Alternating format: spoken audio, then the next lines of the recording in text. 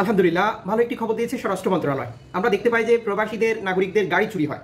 এই গাড়ি চুরির সাথে জড়িত দুইজন ব্যক্তিকে আটকের তথ্য দিয়েছে স্বরাষ্ট্র মন্ত্রণালয় সর্বশেষ মাইক্রো ব্লগিং সাইট এক্সে। এই ইনফরমেশনে তারা যুক্ত করেছে একজনকে তাদের সন্দেহ হচ্ছিল যে দীর্ঘদিন এই কাজের সাথে যুক্ত ছিল। এর পেছনে গোয়েন্দা লাগানো হয়েছিল। গোয়েন্দা তৎপরতা বৃদ্ধির পর বিষয়টি শনাক্ত হয় এবং একটি আবাসিক এলাকা থেকে গাড়ি চুরি করেছিল। যেই গাড়ি চুরি করার পর তাকে সন্দেহভাজন হিসেবে প্রাথমিক জিজ্ঞাসাবাদে সে একজন বেদুইনের কথা বলে। তার তথ্যের ভিত্তিতে সেই বেদুইনকেও আটক করা হয়।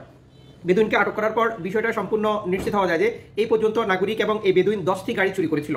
চুরিকৃত গাড়িগুলো তারা ভেঙে চুরে যন্ত্রাংশ পৃথকভাবে বিক্রি করে। আর এই সময় তারা সহযোগিতা নিত কুয়েতের সেক্রাফ, যেটা সালমিতে এবং আমগারাতে। দুজনকে আরও ঊর্ধ্বতন কর্তৃপক্ষের কাছে রেফার করা হয়েছে। কুয়েতের আইন অনুযায়ী তাদের বিরুদ্ধে ব্যবস্থা নেওয়া হবে।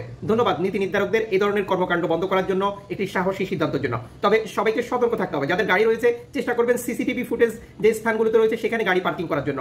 যত্রতত্র গাড়ি পার্কিং থেকে বিরত থাকুন, আপনার সম্পদ নিরাপদ রাখুন। তথ্যটি ভীষণ গুরুত্বপূর্ণ, সকল প্রবাসীর সাথে শেয়ার করে দিন। ফলো করে আমাদের সাথে যুক্ত থাকলে এইভাবে নিত্য নতুন আপডেট তথ্য দেখতে পান।